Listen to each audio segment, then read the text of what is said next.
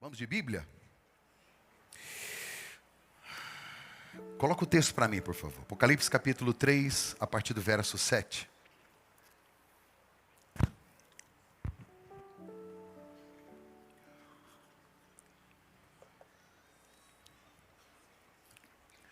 Ao anjo da igreja em Laodiceia escreva. Laodiceia? Eu li o 14. Deixa eu voltar.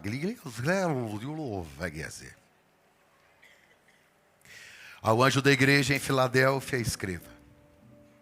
Essas coisas diz o santo, o verdadeiro, aquele que tem a chave de Davi, que abre e ninguém fechará, e que fecha e ninguém abrirá. Conheço as obras que você realiza. Eis que tenho posto diante de você uma porta aberta, a qual ninguém pode fechar. Sei que você tem pouca força, mas guardou a minha palavra e não negou o meu nome. Eis o que eu farei com alguns dos que são da sinagoga de Satanás, desses que se declaram judeus e não são, mas mentem. Eis que farei com que venham até você, prostrem-se aos seus pés e reconheçam que eu amo você. Você guardou a palavra da minha perseverança, por isso também eu o guardarei da hora da provação, que há de vir sobre o mundo inteiro, para pôr à prova os que habitam sobre a terra. Venho sem demora, conserve o que você tem, para que ninguém tome a sua coroa. Ao vencedor, farei com que seja uma coluna no santuário do meu Deus, e dali jamais sairá. Gravarei sobre ele o nome do meu Deus, o nome da cidade do meu Deus, a nova Jerusalém, que desce do céu, vinda da parte do meu Deus, e o meu novo nome. Vamos ler juntos o verso 13, 1, 2, 3. Quem tem ouvidos, ouça o que o Espírito diz às igrejas. O livro do Apocalipse foi escrito pelo apóstolo João. João é aquele reconhecido nas Sagradas Escrituras como o apóstolo amado, aquele que deitava no peito de Jesus.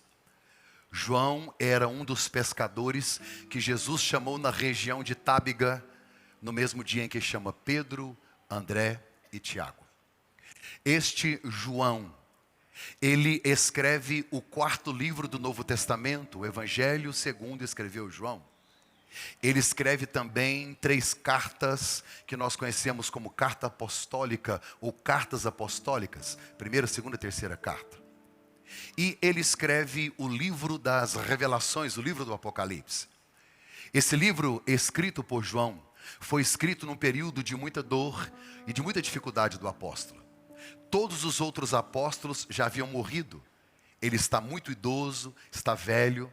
Foi perseguido pelo imperador de Roma ao perceber que João, enquanto pastoreava Éfeso, não aceitou que ninguém da sua congregação adorasse ou reconhecesse o imperador como o Senhor, que nós no grego chamamos Kyrios.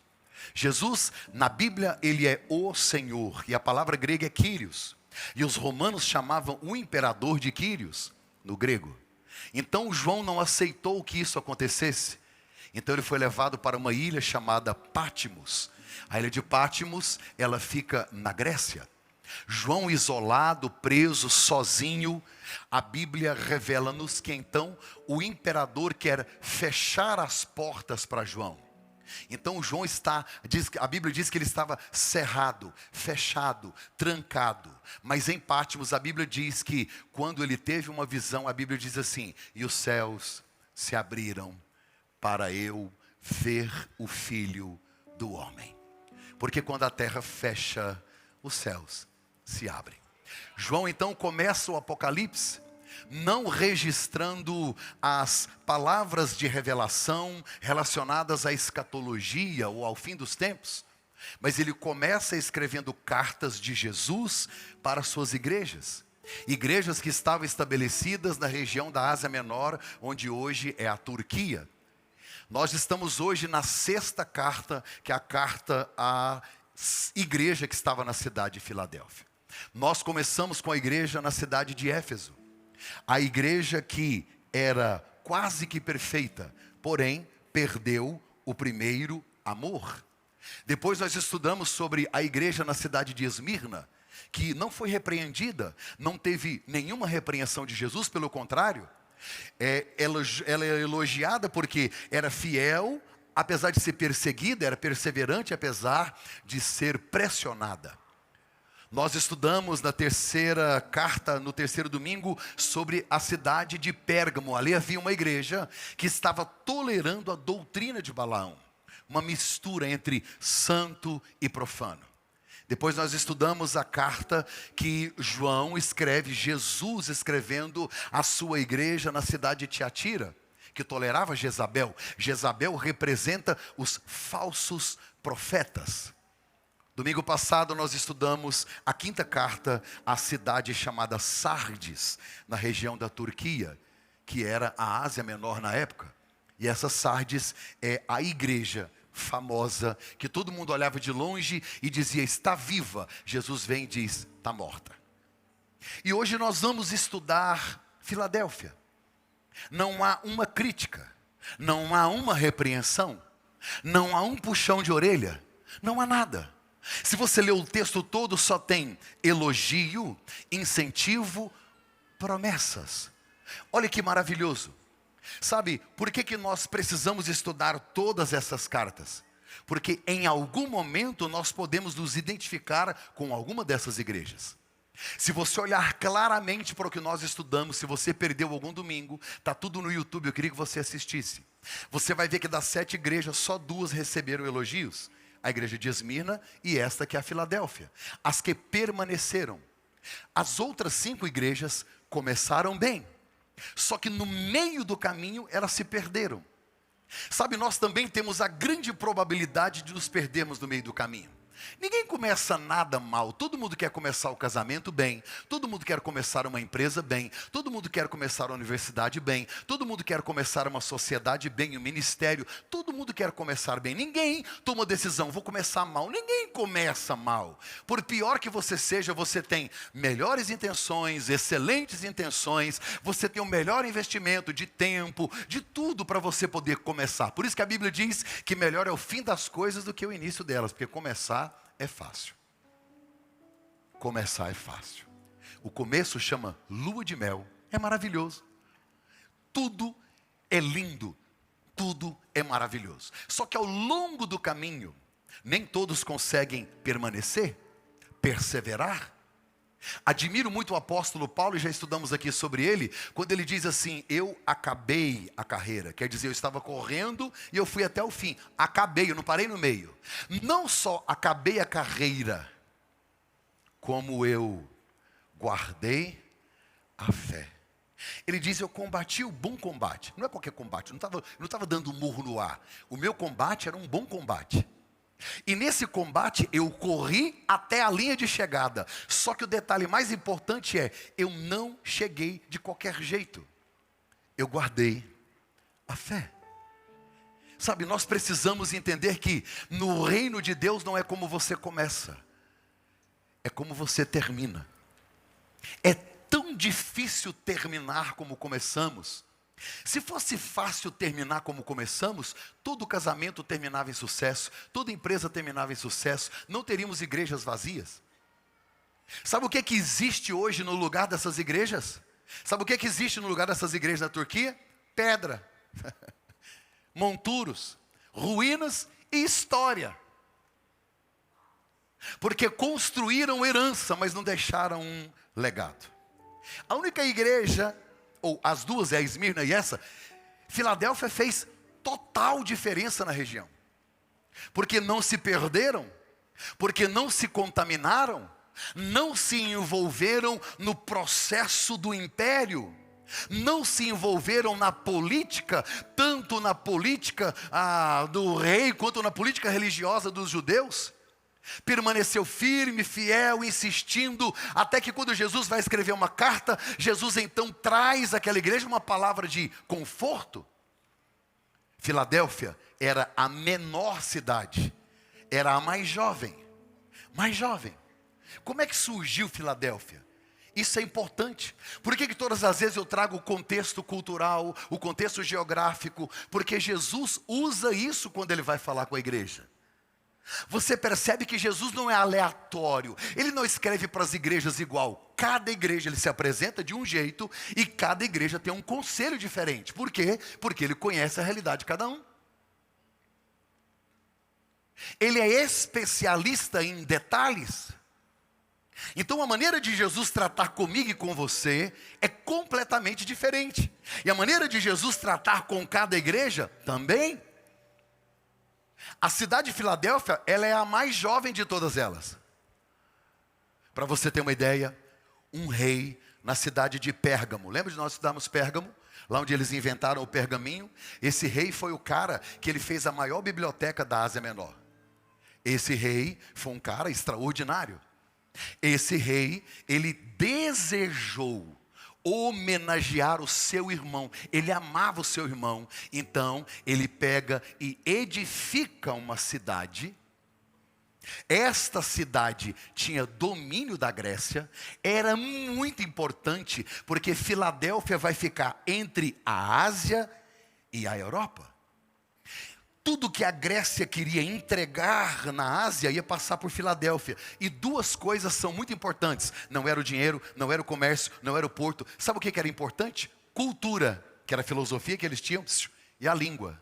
Qual que era o idioma da Grécia? Alguém sabe o que a Grécia falava? Grego.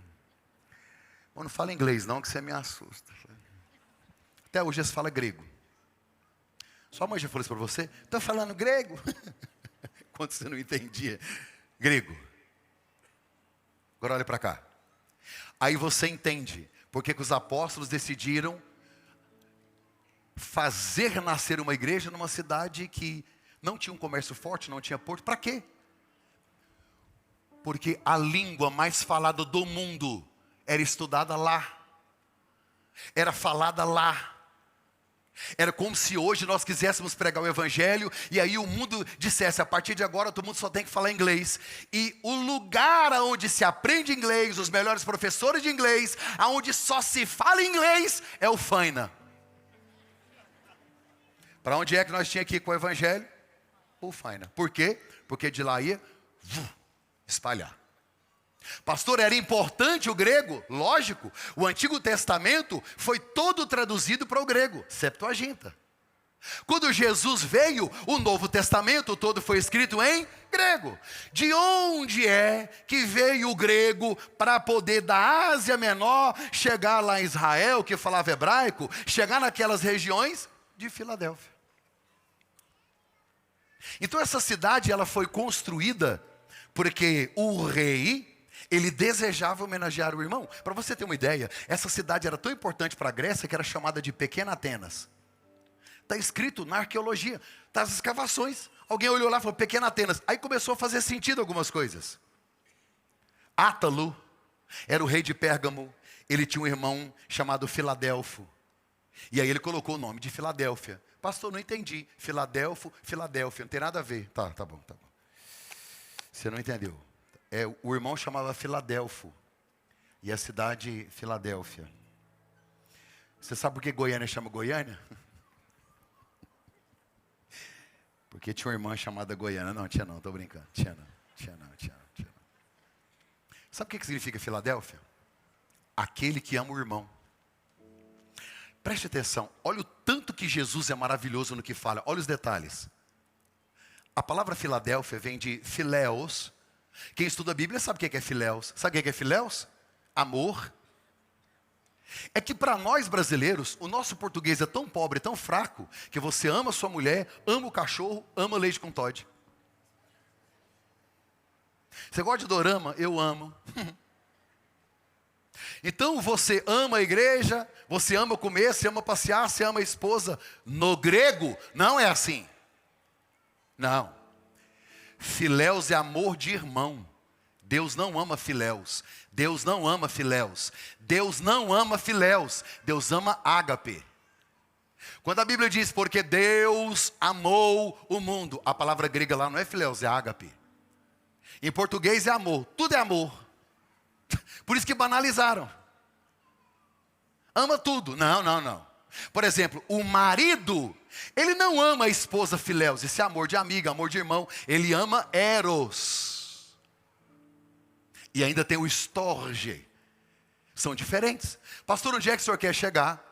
Porque esta cidade, ela foi construída, edificada por causa de um irmão que ama o outro. A cidade é reconhecida como a cidade do amor, a cidade de quem ama todo mundo. A gente ama, nós nos amamos, a cidade que ama o irmão, que ama o outro. Era assim que a cidade era identificada. E a igreja? Perseguida, esculachada, humilhada, pressionada, judeu para cima. Então, quer dizer, ama todo mundo, mas a igreja na cidade do amor não é amada. Que amor é que tem na cidade? Filéus, amor de filantropia, amor de relacionamento, amor de amigo. Aí Jesus escreve uma carta para a igreja e diz: todos dessa cidade, tudo bem que eles não amam vocês, mas eles verão que eu amo você. Com filéus não, com ágape, inexplicável, incondicional. Todos saberão que eles podem não amar, mas os céus amam. Deus ama, o noivo ama. Você precisa sair daqui hoje com a consciência de que você é amado pelo Deus que você serve. Mesmo que você se sinta não amado, não amada, o céu está gritando hoje em Apocalipse capítulo 3, verso 7. Eu amo você. Todos saberão que eu amo você. Sabe, Jesus ele usa as figuras de linguagem da cidade para aplicar as verdades do reino. Isso é incrível. Isso é maravilhoso. O que Jesus está me dizendo? Que ele usa a cultura para poder aplicar as verdades do reino. Ele usa a vivência, ele usa o dia a dia da cidade para poder explicar ao povo o que Deus está querendo dizer. Um dia alguém me falou: pastor, por que o senhor acha que algumas igrejas estão vazias? Eu falei: porque os pastores estão dando respostas que ninguém está perguntando. Jesus não fala com cada igreja tudo do mesmo jeito, né? Tudo diferente. Usando a cultura, usando a geografia, usando Gente, isso é incrível. Que tal aprender com Jesus? Cada um se identifica de um jeito, ouve de um jeito. Olha, a Bíblia é tão maravilhosa que a história de Jesus não é contada em um evangelho. É Mateus, Marcos, Lucas e João. Pastor, para que 4 pessoas contam a mesma história? Porque cada um se identifica com um povo diferente. Tem gente que lê Marcos e chora. Tem gente que lê Mateus e não entende quase nada. E está tudo certo. Não é incrível? A mesma história por 4 pessoas. O pastor precisava de 4, precisava. Existem vários tipos de temperamentos, vários tipos de personalidade, vários tipos de pessoas. E Deus é tão incrível que Ele escreve uma carta de amor, de maneira diferente, para pessoas diferentes. A essência é a mesma, mas a aplicação é outra. Filadélfia era uma grande produtora de uva, tinha muitas vinhas. Não tem aquele comércio, não tem artesanato, não tem ouro, não tem prata, nada daquilo nas outras cidades, não. Eles eram uma cidade agrícola. E uma cidade onde tinha muita filosofia, e tinha a Grécia. Agora olhe para cá, presta atenção. Filadélfia é a cidade mais atingida por terremotos na história. Presta atenção nisso. Pastor, é importante? Importantíssimo. Vocês sabem que a Turquia tem muito terremoto. Você lembra? 2023? 2023, 7,8 na escala Richter. 53 mil pessoas morreram na Turquia. Em qual região? Região da Filadélfia e de Esmirna. Pastor, é importante eu saber que lá tem terremoto? Muito. Porque um lugar onde tem muito terremoto, o povo fica lá? O povo vai embora, o povo volta. O povo vai embora, o povo volta. Aí você vai entender por que a cidade é pequena e a igreja é pequena. Porque ninguém fica. Ninguém fica. A cidade é vulnerável. É uma cidade onde o povo tem medo. Ela é abalada. Ela é insegura. O último terremoto registrado na época em que os apóstolos viveram foi no ano 17. Quer dizer, Jesus nem tinha começado o ministério, no ano 17. Essa cidade foi construída e reconstruída várias vezes. Constrói, terremoto destrói. Constrói, terremoto destrói. Vai gente embora, e volta gente. Vai gente, e volta gente. E lá nessa cidade que treme, lá nessa cidade que é abalada, lá nessa cidade que gente vai embora, gente volta, Jesus escreve uma carta dizendo: ao vencedor, eu farei com que você seja uma coluna. Eu queria que você tivesse entendido. Uma coluna que não se abala. Aonde? No santuário da casa do meu Deus. Nunca será abalada. Tem uma versão que diz assim: e nunca sairá de lá. Opa! Para um povo que sai, volta, sai, volta, sai, volta. Sabe o que Jesus está dizendo? Vai chegar um dia que vocês estarão no lugar. Vocês serão uma coluna firme. Nunca mais vai balançar. Nunca mais vai sair de lá. Esse lugar é maravilhoso. E esse lugar eu estou preparando para vocês. Que carta maravilhosa. Deus está falando com alguém aqui hoje. Você está preocupado que está sacudindo, está abalando, está tremendo. Deus está te dizendo: eu tenho uma promessa. Eu vou te fazer coluna. Aonde? Na sua casa. Onde é que eu vou te fazer coluna? Lá na sua, do seu trabalho. Aonde está tremendo, onde está instável. Onde é que eu vou te fazer coluna? Lá no comércio. Pastor, está todo mundo com medo, está todo mundo em crise. Você não, porque você é coluna. E coluna não se abala quando ela está firmada em Cristo. Aplaude aí, que eu demorei para estudar isso aqui.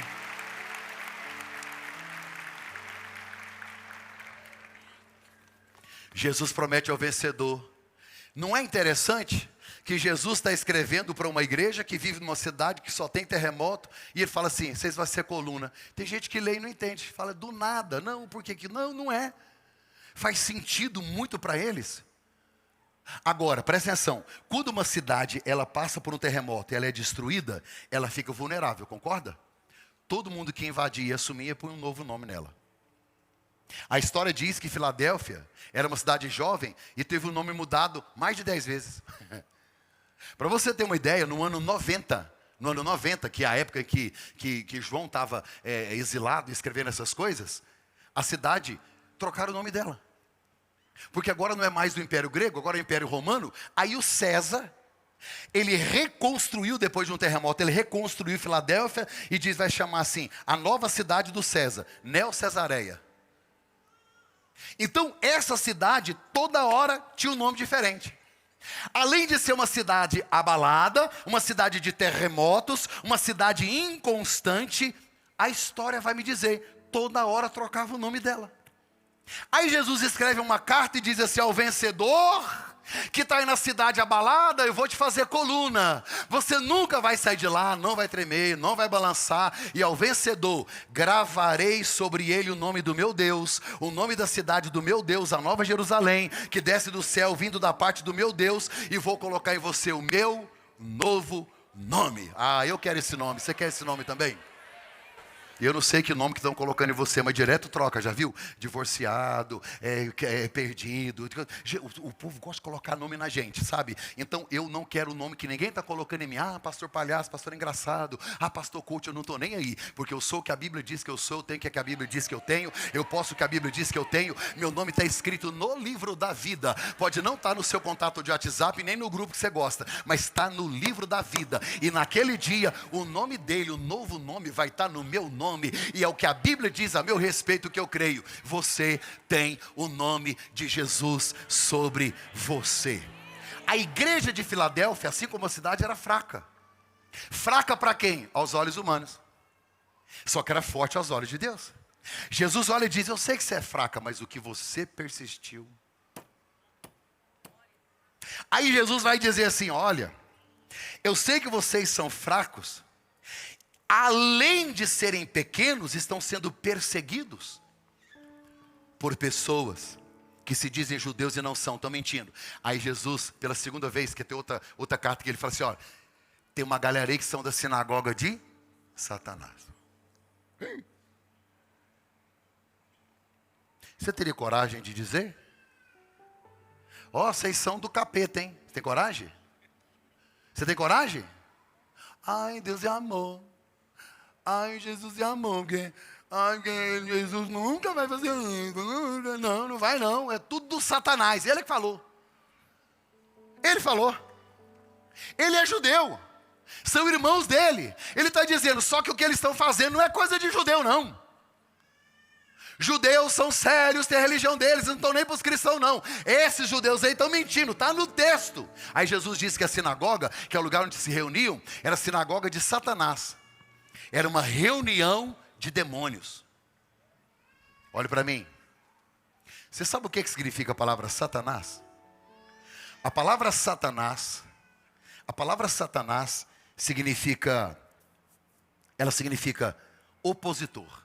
A palavra Satanás significa adversário. A palavra Satanás significa aquele que trabalha contra. Eu sei que você não conhece uma sinagoga de Satanás. Mas o que tem de reunião que já fizeram para fazer coisa contra, hein? Já ou não já? Já. Só que você nem sabia. Você não estava sabendo. Você não estava no grupo, né? Você não viu. Reuniões às escuras. Acusadores. Opositores. É gente que até gostava de você. Só que muitos querem ver você bem. Poucos querem ver você melhor do que eles. Aí vem a inveja. A palavra inveja é invidere. Invidere. In é não. É o prefixo, não. In. Videre é ver. Invidere é não ver. Inveja é não ver. Você brilha tanto que o outro fica cego. O seu problema é sua luz. É só isso. Inveja. Apesar que tem gente aqui que você acha que o povo tem inveja. Não tem não. Tem não. Tem não. Não está nem preocupado com essa vida não. Uma irmã me procurou. Pastor, as pessoas estão com tanta inveja de mim. Falei, querida, você é CLT. Você não tem um marido. Você não tem uma família ainda. Você não tem carro. Deixa eu ver do que é inveja aqui. Falei, lembrei de Isaías quando eu olhei para você. Isaías diz assim, olhando para ele, nenhuma beleza víamos. É um texto que é lá Isaías e tal. Falei, tem ninguém com inveja não, viu, irmão? Pode seguir sua vida que está tudo certo.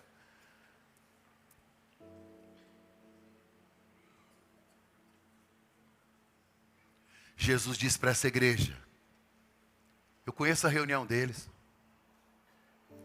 Eles acham que eu não estou vendo a reunião deles. Eles acham que eu não vejo eles falando de você. Aí a Bíblia diz assim, eles saberão que eu amo você. Como que saberão? O Jesus fofucho. Ele vai chegar na sinagoga e vai falar, gente, por favor, dá uma atençãozinha. Queria tanto falar que eu gosto tanto deles, ó. Não foi assim não. Não é assim não. Jesus, Ele ama tanto essa igreja, que Ele disse, eu sei que onde você está, tem pessoas usadas pelo inferno. Mas pode ficar tranquilo que eu estou chegando aí. Tem 3 figuras nesse texto incríveis. Uma chave, uma porta e uma coluna. Uma chave, uma porta e uma coluna. Se você gravar isso, você já decorou o texto. Uma chave. Tem uma chave aqui no texto. São metáforas.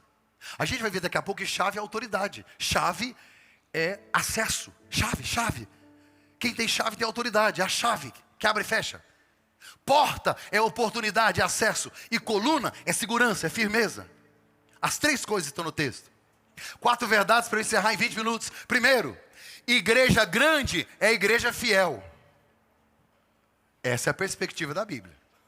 Igreja grande não é que tem muita gente, não. Não é não? Lógico que não. Lógico que não. Tem muita coisa grande aí, que cresce, que é grande, que é relevante. Só que até câncer cresce, então muda nada. Não é ser grande. O tamanho de uma igreja não está na força das mãos, está na fidelidade do coração. Cristo não mede o tamanho da igreja dele pela força, mas pela fidelidade. Igreja grande para a Bíblia, para Jesus, é igreja fiel. Igreja forte não é que tem dinheiro, não é que tem prédio, é que tem perseverança. Porque Jesus reconhece, Ele olha e fala, vocês são fracos, eu sei. Vocês são fracos. Eu sei que vocês têm pouca força. Só que mesmo com pouca força, vocês guardaram a minha palavra e não negaram o meu nome. Tem poucos membros, não tem estrutura, tem pouco recurso financeiro. A perspectiva de Jesus ao olhar você é completamente da minha. Quando você chega no estacionamento, tem um carro maravilhoso de R$1 milhão. O que você fala? Meu irmão está na bênção, hein? Será? Isso é bênção para você? Pode ser. Mas essa é a sua referência de bênção? Aqui na Bíblia não. Porque a igreja de Sardes tinha fama. O Instagram dizia viva, viva, viva. Jesus entrou lá e falou assim, está tudo morto. Domingo que vem, Laodiceia. Laodiceia disse, estou rica e não tenho falta de nada. Jesus disse, tu és pobre, miserável, cego e nu. Está gravando? Deixa eu falar mal do McDonald's aqui, presta atenção. Deixa eu te fazer uma pergunta. Qual o sanduíche mais conhecido do mundo? Qual o mais conhecido, gente? Qual o mais famoso? McDonald's. Você sabia que ele salva a gente na Turquia, né? Você sabe, né?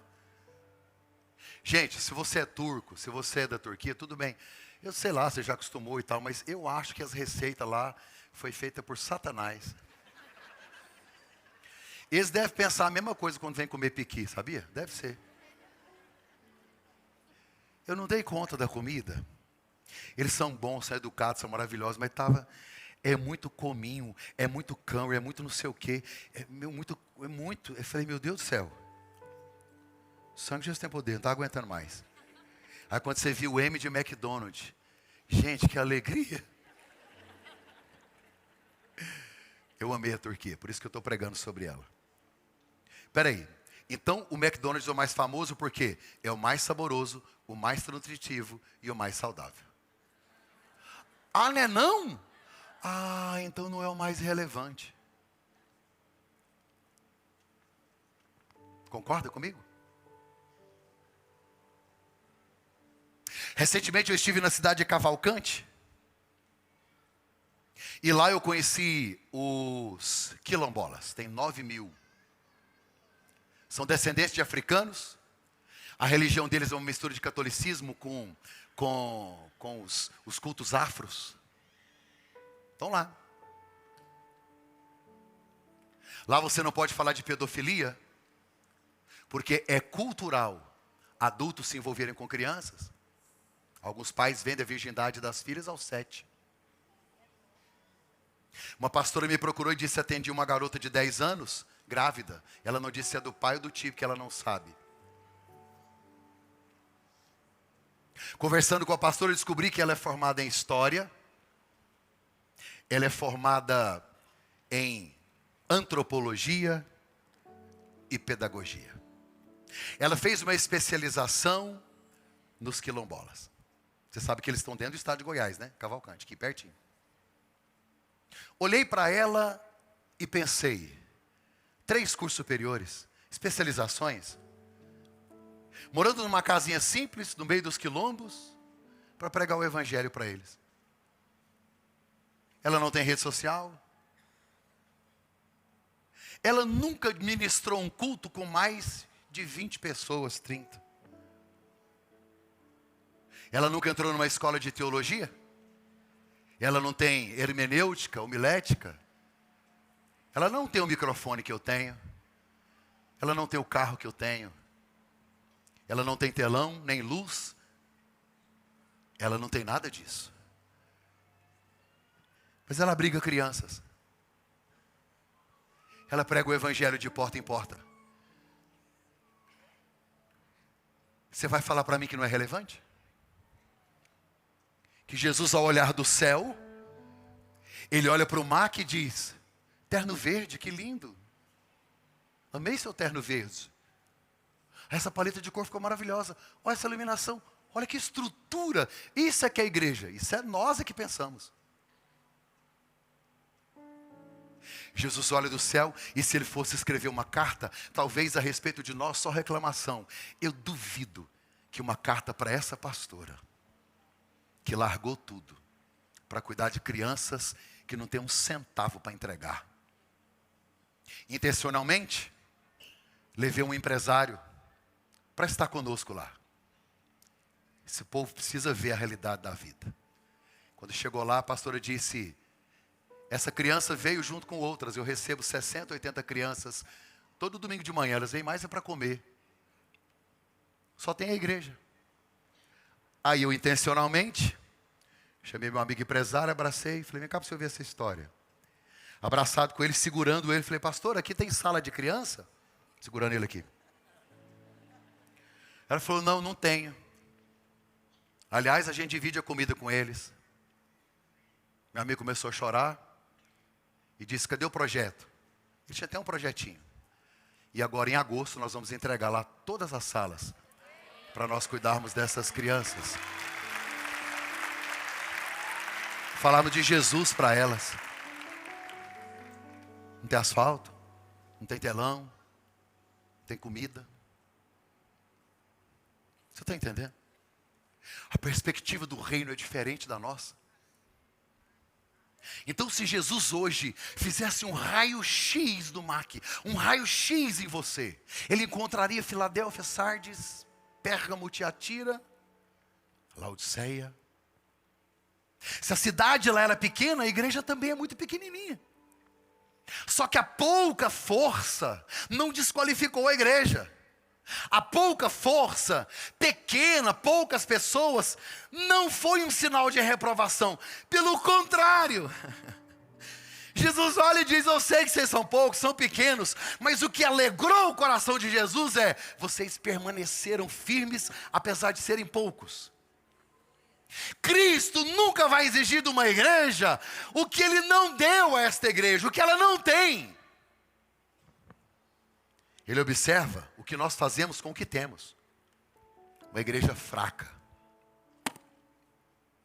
Olhando para a segunda carta aos Coríntios, Paulo vai escrever no capítulo 12: por isso sinto prazer nas fraquezas. Que evangelho é esse? Espera aí. Você sente prazer na fraqueza? Está aqui, ó. Sinto prazer na fraqueza. Tenho prazer quando sou insultado? Está na Bíblia. Ele disse: eu tenho prazer nas minhas privações. Quando eu não tenho muito, eu sinto prazer. Tenho prazer nas perseguições e na angústia. Ele vai dizer: por amor a Cristo. Porque quando eu sou fraco, então eu sou. Sabe o que ele está dizendo? Quando eu não posso, eu vou procurar quem pode. Quando eu não tenho, eu dependo de quem tem. Quando eu não consigo, eu vou chamar por quem consegue.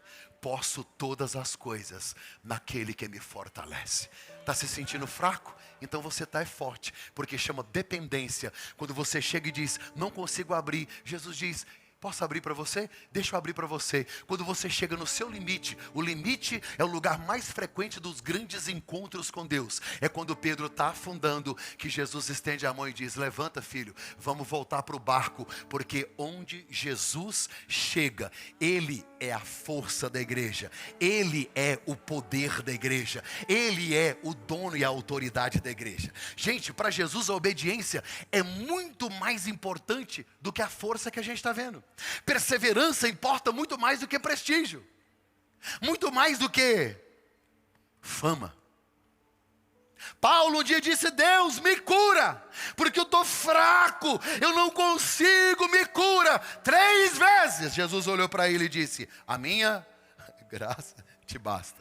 Olha o que Jesus disse. Deixa eu te ensinar uma coisa, Paulo. O meu poder se aperfeiçoa na fraqueza. Todas as vezes que eu vejo uma multidão na igreja, meu coração treme. Há um senso de responsabilidade na minha alma. De gente que, dependendo da minha mensagem, pode aprender heresias, pode se desvirtuar do caminho, pode tirar o foco de Cristo e olhar para mim. Há um temor na minha alma. Há um senso de responsabilidade com a igreja que não é minha, com as ovelhas que não são minhas. E eu me sinto fraco. Nunca me senti competente. Às vezes eu vou para casa, deito com medo, com o temor do crescimento, com o temor do que Deus está fazendo, com o temor de não conseguir. E aí Paulo vem e diz para mim, quando eu estou fraco, é porque a força não é sua. Igreja grande é igreja fiel, é igreja que cumpre o propósito. Segundo, oposição não é sinal de rejeição. Oposição não é sinal de rejeição. Não, não, não. Os judeus se levantaram contra os cristãos. O sofrimento dos cristãos não é sinal de que Deus está rejeitando.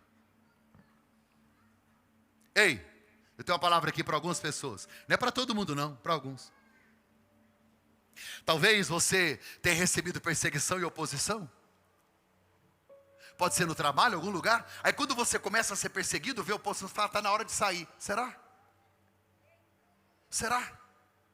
Ah não, mas é oposição. Tá, mas oposição nem sempre é sinal de que Deus está reprovando. Não, não, não, não. Não, não, não. Tem gente que recebe oposição dentro da igreja. Não é o nosso caso, que essa igreja é incrível, é perfeita, é maravilhosa. Essa igreja é surreal. Na Family só tem santos. Eu olho daqui, eu vejo auréolas. Eu vejo anjos. Tem anjos voando nesse lugar. Olha aí, eu vejo anjos. Vejo anjos. Parece que quando eu entro na igreja que eu olho para vocês, os anjos cantam. Aleluia. Olha isso. Só santos. Um dia o cara falou para mim, pastor, estou à procura de uma igreja perfeita. Eu falei, não vai para lá não, que você vai estragar ela. Fica com a gente. Oposição nem sempre é sinal de reprovação. Imagina se essa igreja pensar assim, peraí, a cidade não concorda, os judeus não concordam, vamos fechar a igreja. Não, não, não, não, não, não, não. Essa é uma consciência do brasileiro, porque aqui não tem perseguição. Ela é velada, mas não tem perseguição. Agora em junho, eu estou indo com a Susan a uma conferência no Egito. O senhor vai pregar? Não, vou sentar para assistir. Eu e mais 40 e poucos pastores. 50 pastores do Brasil, nós vamos para o Egito, sentar para ouvir pastores pregar. Quem vai pregar, pastor? Pastores do Líbano, Afeganistão, Irã e Iraque. Será que eles vão pregar o que eu prego aqui? Será? Porque são igrejas em cavernas, contrabandeiam Bíblias. A conferência não pode ser filmada e nem fotografada, porque se sair uma imagem deles em algum lugar, eles serão executados.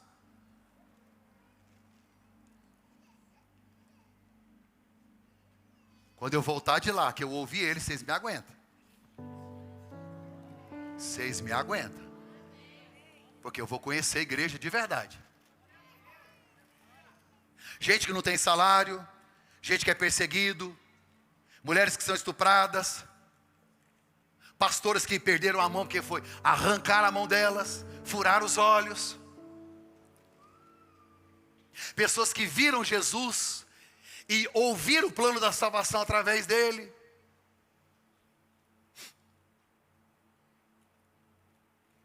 Nós temos o evangelho light. Por isso que quando fala de Satanás, perseguição, oposição, a gente acha que é alguém que fez um comentário na internet, para. Filadélfia não vive num ambiente neutro, tem resistência, tem pressão. E nem sempre quando Deus está aprovando vai dar tudo certo. Às vezes a aprovação de Deus e a sua fidelidade a Deus vai fazer com que gente que está caminhando com você não aceite, não concorde, não entende. Ser rejeitado pelos homens não significa ser rejeitado por Deus. Até porque os homens aplaudem talento, Deus celebra fidelidade. A honra maior da igreja não está em ser celebrada aqui na terra, não. Não, está em ser reconhecida no céu. Esse é o meu sonho.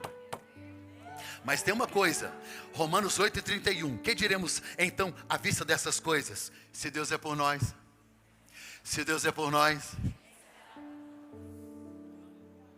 Terceiro, Jesus tem a chave que abre e fecha a porta. Quem tem a chave? Quem tem a chave? Ué, não é o pastor? Não é o governador? Achei que era. Não é o seu patrão? Não é não? E o network? E o acesso?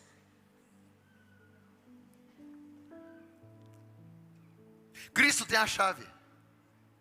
Ele abre e ninguém, e Ele fecha e ninguém. Eu profetizo na sua vida essa semana, porta fechada. Olha lá, baixa, olha lá, olha lá, olha lá.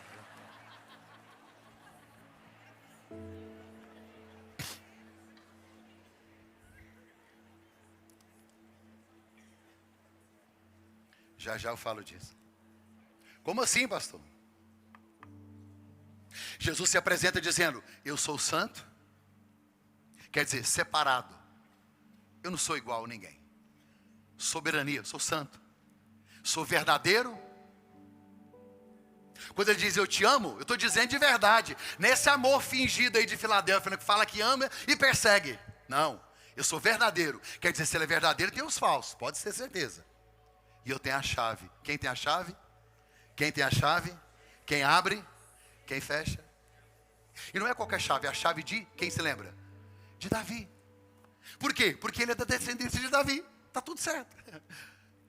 Quando você lê a Bíblia toda, aí você vai entender que está falando de autoridade. Está falando de soberania. Está falando de governo.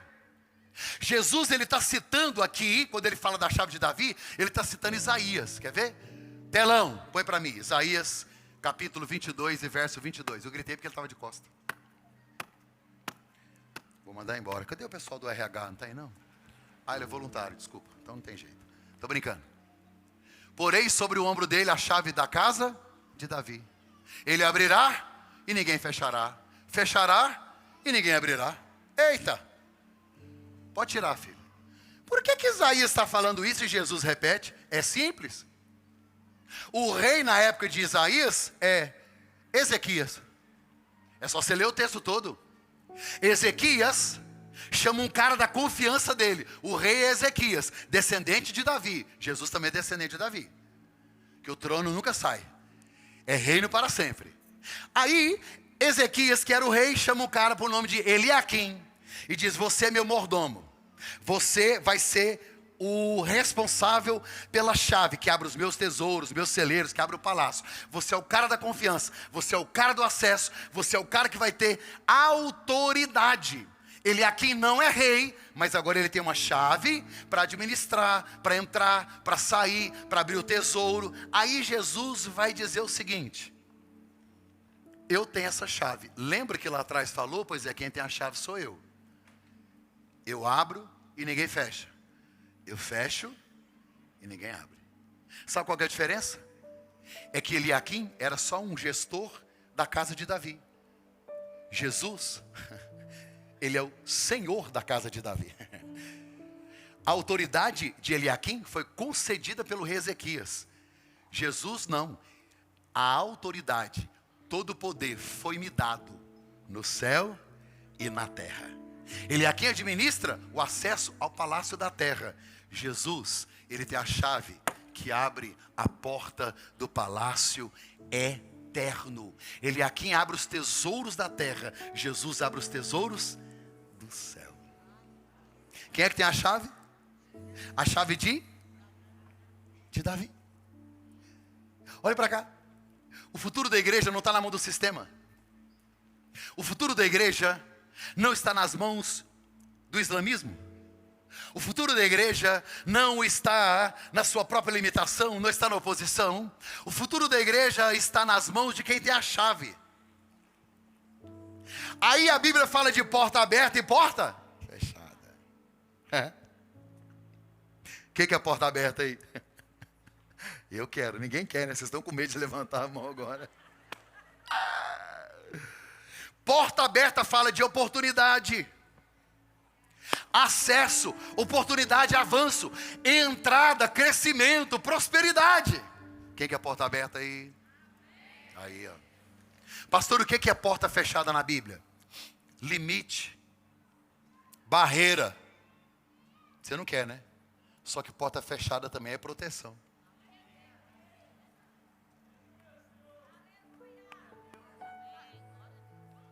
Quando Deus fechar a porta, reclama não. É melhor estar vivo com a porta fechada do que morrer depois que você passar nela. Quem tem criança abaixo de 4 anos aqui? Abaixo de 4 anos. Se você tem uma criança com 4, 5 anos de idade, tem uma piscina no seu quintal, sem tela, você deixa a porta aberta ou fechada? Você deixa a porta aberta ou fechada? Deus sabe as portas que fecham. E fecharam a porta para mim naquela igreja. É? Você acha que a igreja tem poder de fazer isso? E fecharam a porta no meu trabalho. Tá, entendi.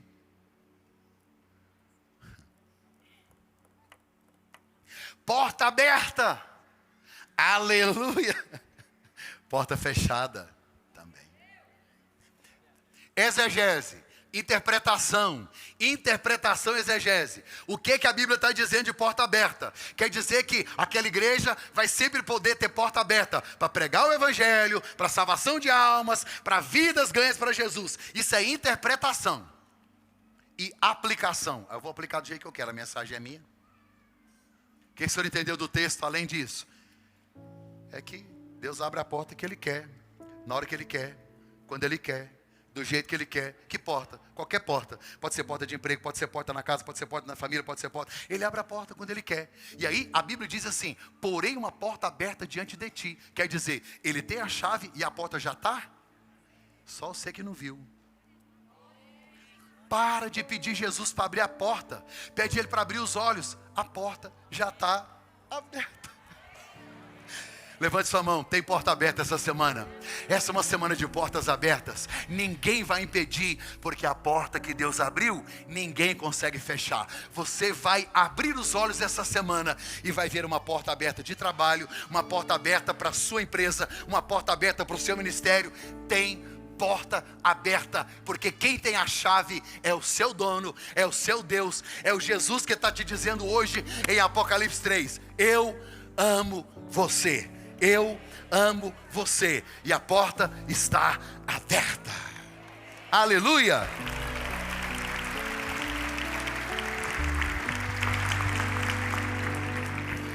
Pastor, eu não mereço. Também não. Sabe quem abre a porta? A graça. A graça. Tudo é pela graça. Somente a graça. Simplesmente a graça. Escandalosa graça.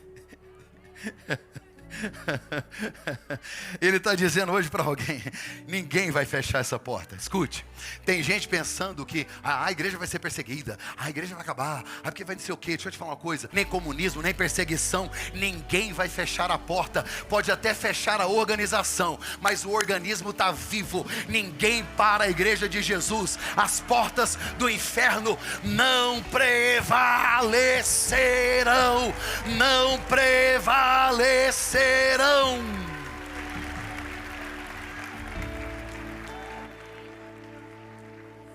E aqui eu encerro. Escute, o último, quarto. A perseverança abraça a promessa. Aquele que perseverar. Já leu o Apocalipse inteiro? Que for fiel até o fim, for fiel até a morte. Aquele que perseverar até o fim. Fica repetindo a mesma coisa. A promessa não é para qualquer um, é para quem persevera. Deus prometeu para a nação: vou tirar vocês do Egito e levar para uma terra que manda leite. Todo mundo entrou? Por quê? Porque não perseverou. Na Bíblia, perseverança é a capacidade de ficar firme, de ficar constante, de ser fiel a Deus, mesmo quando você está com luta, com dor, com perseguição. Permanecer fiel, mesmo quando a promessa demora. Tem gente chateada aqui que está demorando. Está demorando. É que Deus é eterno, né? Ele não está com pressa. Você que está com pressa. Essa geração da pressa, que é tudo ontem. Lembra de eu contar aqui, que eu fui numa igreja, o cara falou: vou contar até 3, o milagre vai chegar. Falei, 3. E eu orando, tem uns 30 anos orando pela mesma coisa. Escute o que a Bíblia diz. Romanos 5. Nos gloriamos nas tribulações. Olha aqui, sabemos que a tribulação produz perseverança. Senhor, me faz perseverança. Tribulação. A paciência produz perseverança. Ou a tribulação produz paciência. Senhor, me dá paciência. Tribulação. A tribulação produz paciência, perseverança. A perseverança produz um caráter aprovado. E o caráter aprovado, esperança. Não tem como Deus tratar, forjar o seu caráter, te fazer maduro, se não tiver tribulação. Mas vale a pena guardar essa palavra até o fim. Vale a pena guardar, porque se você honrar o nome de Jesus, Ele diz, vou botar meu nome em você. Sabe o que é isso? O nome de Jesus tem todo o poder, nos céus e na terra. É o nome que abre portas, é o nome que expulsa demônios, é no nome dEle. É o nome mais poderoso do mundo. Os fiéis não serão esquecidos, porque aquele que ficar firme até o fim será salvo. Aí Jesus faz uma promessa. Filadélfia, não desamina não, que eu vou voltar. Tem gente que não quer que Jesus volte. Já imaginou no dia do seu casamento? Eu estou lá. Aquela mensagem bonita, falando de amor. A mulher olhando para as flores. Para o véu grinaldo, as mulheradas tirando foto. E o marido viajando e pensando, é hoje que eu entro na terra da promessa. É hoje que mana leite e mel. Hoje vai ser forte. Hoje vai ser forte. Aí eu seguro na mão do casal e digo, eu vos declaro marido e mulher. A trombeta. Logo na sua vez.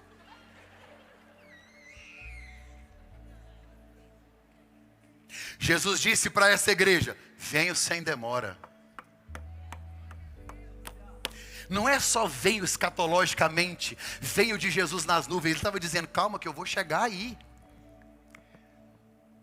Jesus está dizendo para alguém aqui hoje, eu vou lá na sua casa.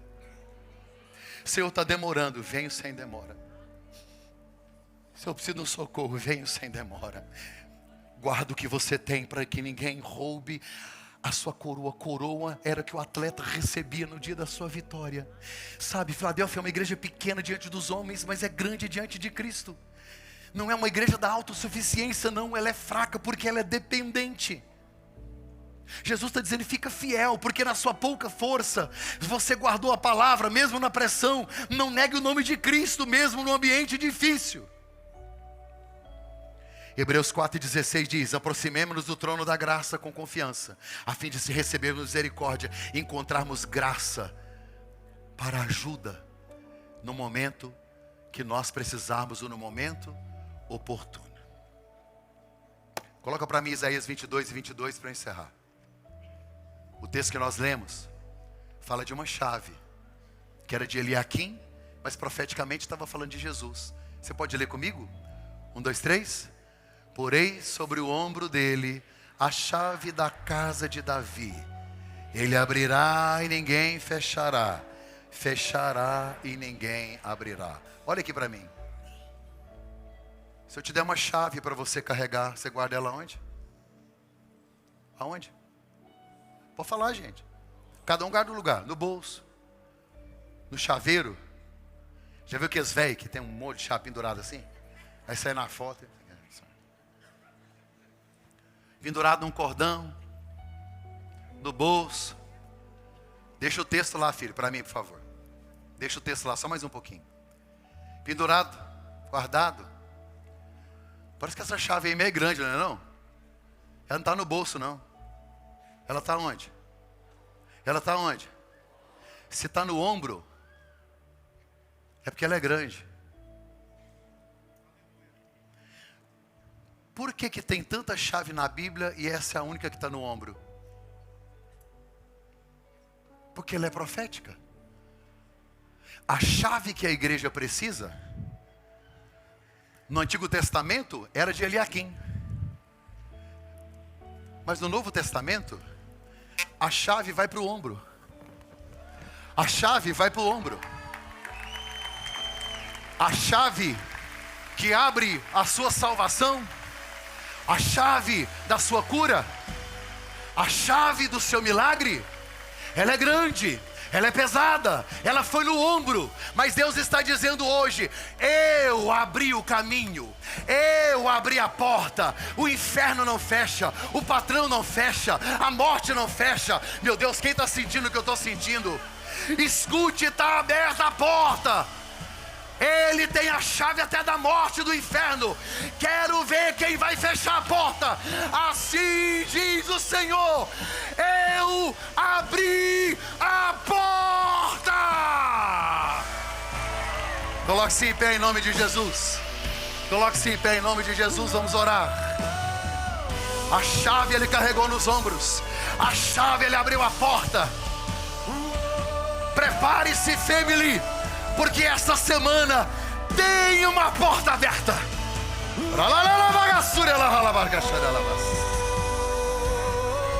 Tem uma porta aberta. Tem uma porta aberta. Coloque a mão assim, ó. Feche os olhos. Qual a porta que está fechada? É a porta da salvação. Ele tem a chave. Qual a porta que está fechada? É para você pagar a faculdade? É a porta do seu casamento? O relacionamento que não dá certo? É a porta do que é? É a porta do coração. Não consegue perdoar, não consegue liberar o perdão. É a porta que está trancada. Tem porta que só Ele abre.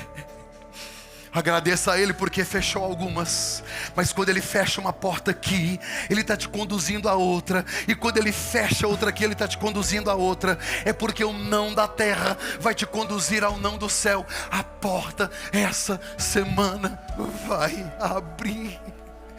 Vai abrir. Vai abrir.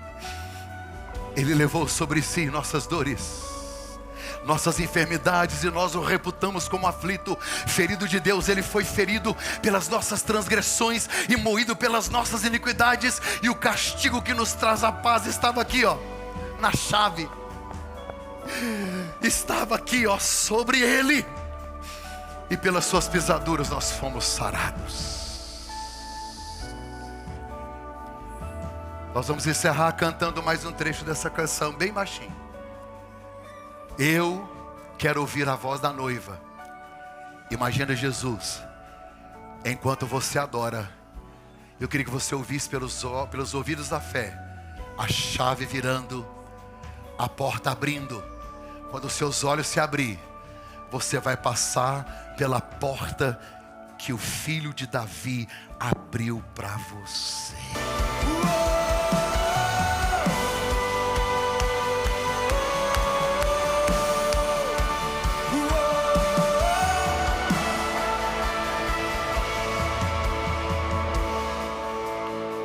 Que o Senhor te abençoe e te guarde. Que o Senhor faça resplandecer o seu rosto sobre ti, e que Ele tenha misericórdia de ti. Que o Senhor sobre ti levante o seu rosto e que Ele te dê a paz. Essa semana é uma semana de portas abertas. Quem tem a chave já abriu, agora Ele vai abrir os seus olhos. Ele disse hoje na carta que Ele ama você, e todos verão quanto Ele te ama. Prepare-se, family, para viver uma semana sobrenatural. Você vai ver portas abertas que você nunca tinha visto antes.